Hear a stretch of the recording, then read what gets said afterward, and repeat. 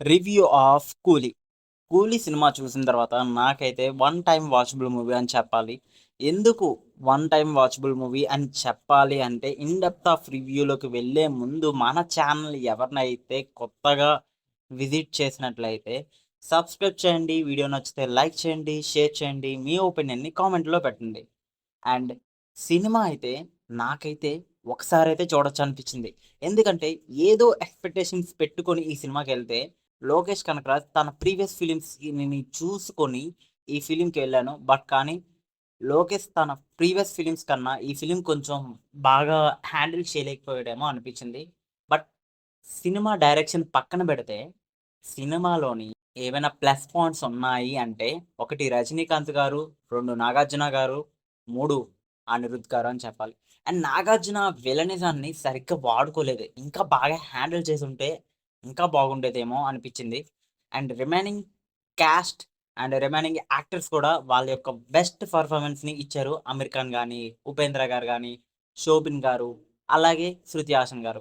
ఇలా చాలా actors, big stars వీళ్ళందరినీ కూడా బాగానే హ్యాండిల్ చేశారు. స్టోరీ కూడా చాలా సింపుల్‌గా ఉంటుంది. ఫస్ట్ హాఫ్, సెకండ్ హాఫ్ బానే ఉన్నది. సాంగ్స్ అయితే చెప్పక్కర్లేదు. 'మౌనిక' సాంగ్, 'చిటుకు wife' song, 'power of' song ఎక్కడ ఎంత ఎలివేషన్ ఇవ్వాలి అండ్ బీజీఎమ్స్ ఎక్కడ హై అవ్వాలి, ఎక్కడ లో అవ్వాలి, పర్ఫెక్ట్‌గా సింక్ అయ్యేటట్టు సాలిడ్ బీజీఎంని దింపాడు అనిరుద్ అని చెప్పాలి ఈ సినిమాకి. And main pillar of the movie అని చెప్పాలి అనిరుద్‌ని.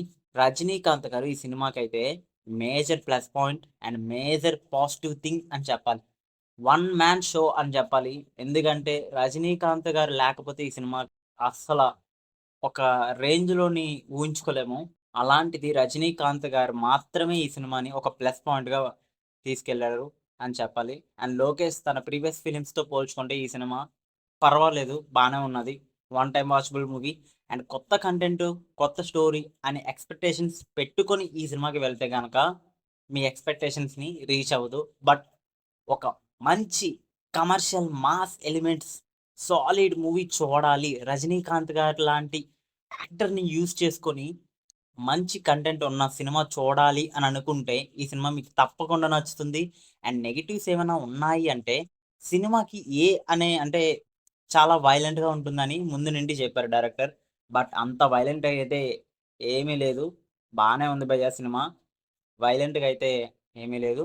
సినిమా నాకైతే నచ్చింది. ఈ సినిమాకి నేను 5కి 3 ఇస్తున్నాను.